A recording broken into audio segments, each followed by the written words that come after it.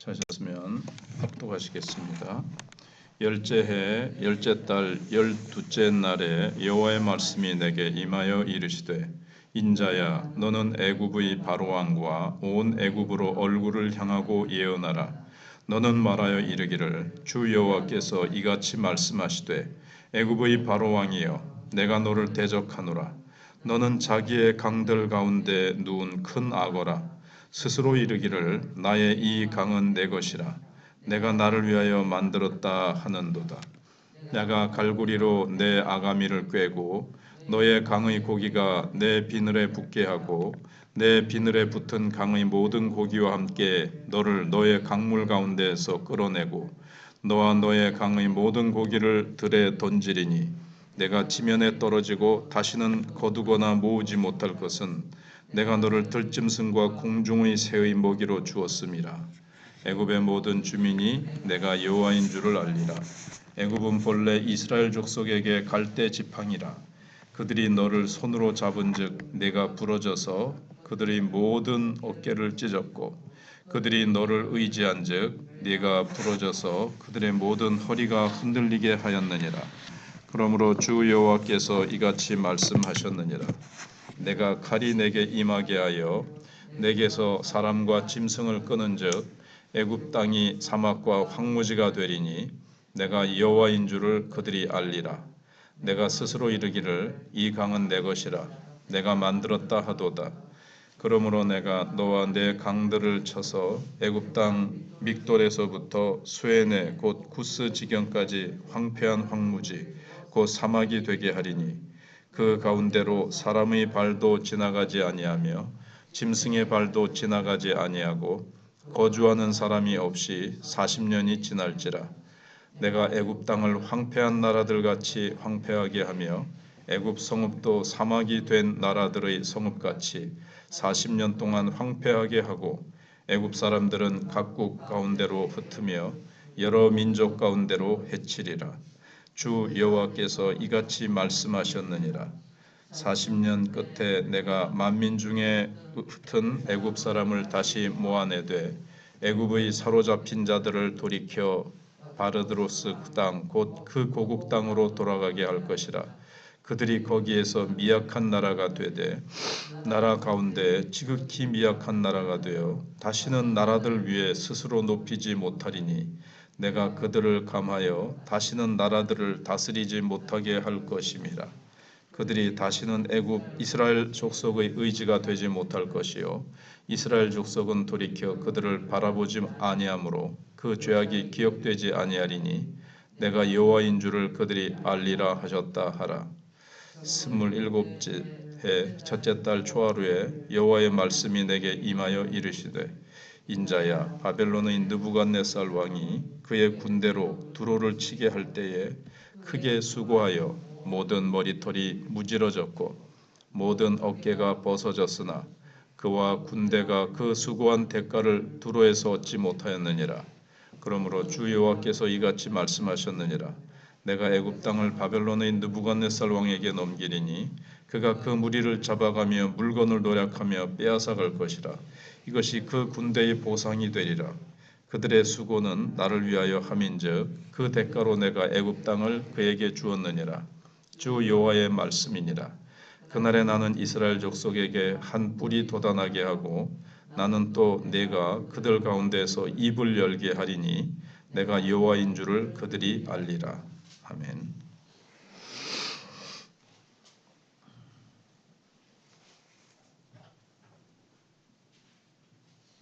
이스라엘 29장은 이스라엘이 그 역사 속에서 늘 이스라엘을 대적했던 대적자 중에 하나인 이 애굽에 대한 심판 예언을 다룹니다.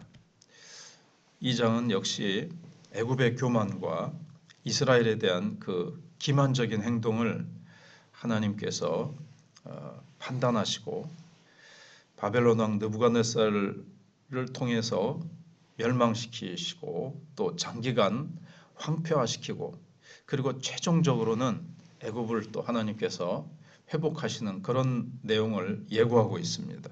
예언하고 있는 거죠. 먼저 1절로 16절에서는 애굽 왕에 대한 심판인데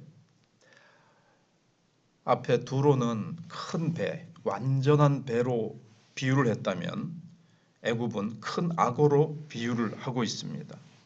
1절과 2절에서는 심판의 선포와 그 날짜가 언제냐 이렇게 이제 얘기를 하고 있는데 예언이 주어진 시점은 시드기야 왕 10년 10월 12일이거든요. 이때가 주전 587년입니다. 근데 유다는 언제 망하냐면 바로 그 1년 뒤 586년 망하게 되어집니다. 그래서 예루살렘이 망하기 직전 시기에 이제 유다가 애굽의 도움을 이제 막 간절히 바랍니다. 느부갓네살 왕이 쳐들어와서 우리를 공격하려고 하고 우리가 이제 완전히 망하기 직전에 이르렀으니까 벌써 이제 둘러싸고 이제 계속 압박을 가하는 거죠. 그러니까는 애굽의 도움을 구하지만 애굽은 돕는 척하면서 돕겠다 해놓고는 돕지 않습니다. 그러니까 이게 애굽의 기만적인 행위죠. 그리고 애굽 왕의 이제 교만은 3절로 5절에 나오는데 나일강의 악어로 비유를 하고 있습니다. 바로를 나일강 가운데 누워 있는 큰 악어 또는 원문에 의하면 이제 용이라고도 해석할 수 있는데 악어 또는 용이라고 비유를 하고 있습니다. 교만은 어떤 내용인가? 이 나일강은 내가 만들었다. 내가 나를 위해서 내가 만들었다. 이렇게 3절에 얘기를 합니다. 너는 자기의 강들 가운데 누운 큰 악어라. 스스로 이르기를 나의 이 강은 내 것이라. 내가 나를 위하여 만들었다. 하나님이 만드신 것을 자기가 만들었다고 또 이제 신인 척하는 겁니다. 이게 이제 다 인간의 근본적인 죄죠. 하나님같이 되고 싶고 신의 자리에 하나님의 자리에 자기가 앉는 것. 이게 이제 인간의 원죄죠. 이 심판의 방법은 악어의 아가미에 갈고리를 띄어서 그 비늘에 붙어있는 모든 물고기와 함께 강에서 끌어내서 광야에 버려지게 하시겠다. 이렇게 말씀을 하십니다. 실제로 이제 악어는 광야에서 사람도 짐승도 없는 곳에서는 이제 죽어서 먹혀버리게 마는 거죠. 그래서 애굽 왕의 힘과 위엄이 완전히 꺾일 것을 예언하고 계십니다. 그리고 6절로 9절에서는 애굽은 갈대 지팡이라고 얘기를 하고 있습니다. 이스라엘이 저 애굽이 힘이 강하고 강대하니까 우리를 저 바벨론 느부갓네살의 손에서 구해낼 수 있을 것이다 하고 도움을 요청하지만 갈대 지팡이 같이 아무런 힘이 없는 겁니다. 오히려 찔려 들어간다 그랬습니다. 이 말씀은 앞에서도 다른 데서도 이제 뭐 이사야라든가 제 기억으로는 뭐 이런 데 나오거든요. 항상 이스라엘은 그 힘없는 애굽을 의지해요. 그러다가 오히려 부러져 버리고 그 갈대 지팡이 같은 데 이제 이스라엘이 찔리는 거죠. 그러니까 믿었다가 오히려 배신을 당한다는 뜻을 그렇게 얘기하고 있는 겁니다. 이스라엘은 하나님만 의지해야 되는데 하나님께 부르짖지는 않고 하나님의 도우심은 구하지 않고 인간적인 방법, 인간을 의지하는 거죠. 그래서 7절에 그들이 너를 손으로 잡은 즉 네가 부러져서 그들의 모든 어깨를 찢었고 내가 부러져서 그들의 모든 어깨를 찢었고 그들이 너를 의지한 즉 내가 부러져서 그들의 모든 허리가 흔들리게 하였느니라. 이제 이스라엘과 애굽의 관계죠. 이스라엘이 의지를 했더니 뭐 어깨가 찢어지고 뭐 허리가 흔들리고 이렇게 오히려 아무런 도움이 되지 못하고 오히려 고생만 하게 된다는 겁니다. 그래서 하나님께서는 이스라엘을 실망시킨 것 때문에 8절 9절에 보시면 이게 황폐화됩니다. 애굽 땅이 몇 년 동안인가 하면 40년 동안. 그래서 10절로 16절에 멸망의 범위는 남쪽 믹돌에서부터 북쪽 수에네까지 애굽 전역이 황폐하게 됩니다. 40년 동안. 거기는 완전히 사람도 살지 않고 다 이제 포로로 애굽도 잡혀가게 되어져요. 느부갓네살에 의해서. 그 기간 동안 누구도 지나다니지 않게 될 것이다. 11절 12절에 그렇게 말씀을 하십니다. 이게 이제 철저한 징벌의 날입니다. 그리고 40년 후에는 애굽의 다른 여러 나라에 이제 흩어져서 끌려가는데 다시 하나님께서 돌아오게 하십니다. 그러나 아주 약한 나라가 됩니다. 미약한 나라가 돼서 다시는 힘 있는 나라가 되지를 못합니다. 애굽이 모세가 출애굽시킬 당시에는 지금 미국, 중국, 러시아를 합한 것만큼 강대국이었다고 합니다. 근데 지금 애굽에 이렇게 성지순례 겸 해서 가서 보면 과거에 과연 그럴 수가 있었을까 할 정도로 미약하게 되어 있습니다. 그리고 하나님이 말씀하신 이때로부터 다시는 애굽은 힘을 발휘하지 못하고 아주 약소국이 돼가지고 지금은 뭐 너무너무나도 가난하고 힘없는 나라가 되어 있습니다. 하나님 말씀 그대로 성취하게 되는 거죠. 그래서 이스라엘에게 하나님이 주시는 교훈은 나 외에 다른 것을 의지하지 말라. 그 힘없는 존재고 언제든지 배신할 수 있고 힘없는 인생을 왜 의지하고 너의 그 인간적인 방법으로 그렇게 너 자신을 구해내려고 하느냐. 아무런 힘이 없는데 그래서 하나님께서는 애굽을 의지할 때마다 그걸 이제 하나님의 말씀을 이제 기억하게 될 겁니다. 아, 애굽을 의지하려고 하다가 애굽이 너무 약해졌거든요. 아, 하나님이 저렇게 만드셨구나. 하나님이 과연 왕 중의 왕이시고 하나님이 우리의 의지할 진정한 방패이시고 힘이시구나. 이걸 이제 깨닫게 하시기 위한 겁니다. 그 다음 이제 17절로 21절에는 어떤 내용이 나오는가 하면 느부갓네살에게 하나님이 애굽을 주세요. 애굽에 있는 모든 그 좋은 것들을 다 약탈해 가도록 다 가져가도록 하나님이 허락하시는데 그걸 왜 보상이라고 표현을 하느냐 하는 거죠.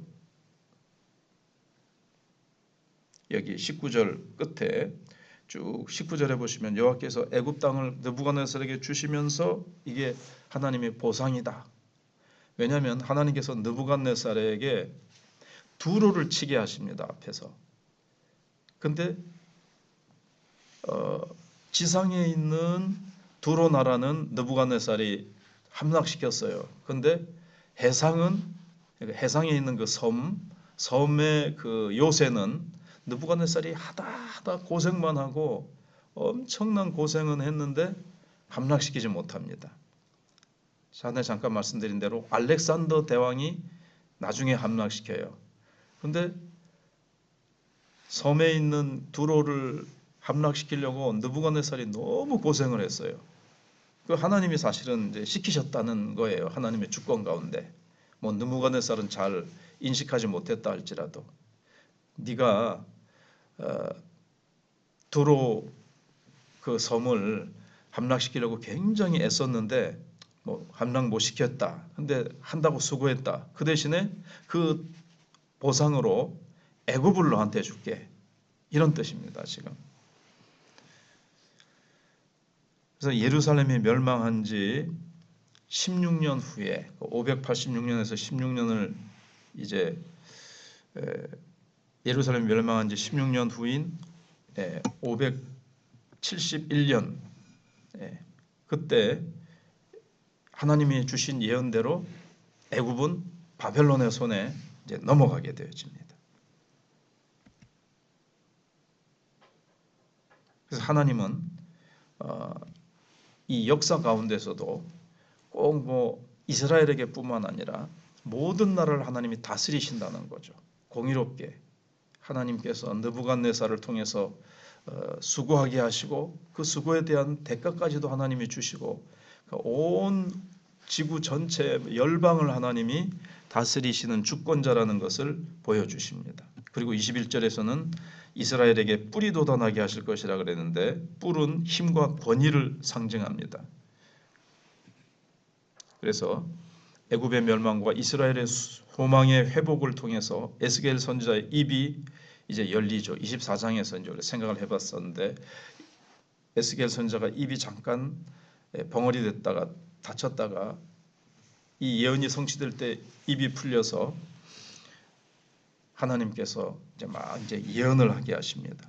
이제 우리는 여기서 애굽과 같이 하나님이 내게 주신 어떤 귀한 것들, 좋은 것들을 이건 내 거다, 이거는 내가 이룬 것이다 이렇게 교만하거나 하나님의 것을 가지고 하나님께 영광을 돌려야 되는데 내가 그 영광을 취한다거나 그렇게 하지 않아야 되겠고, 애굽은 부러지는 찔려가는 갈대지팡이일 수밖에 없다는 것을 보면서 우리는 하나님 외에 다른 것을 하나님처럼 의지하면 오히려 그것에 의하여 찔리고 그것은 아무런 맥도 못 추는 힘없는 것이라는 것을 기억하고 우리는 어떤 인간적인 것들을 의지하지 말고 전능하신 하나님을 의지해야 된다 하는 것을 우리가 여기서 배울 수가 있습니다.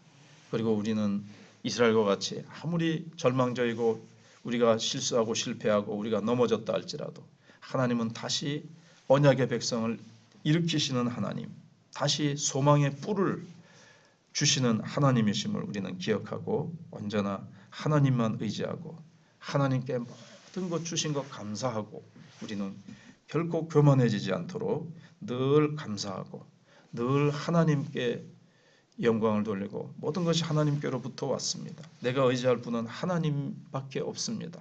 하나님이 나의 하나님이신 것을 감사합니다. 늘 이렇게 살아가는 우리가 되어야 되겠습니다.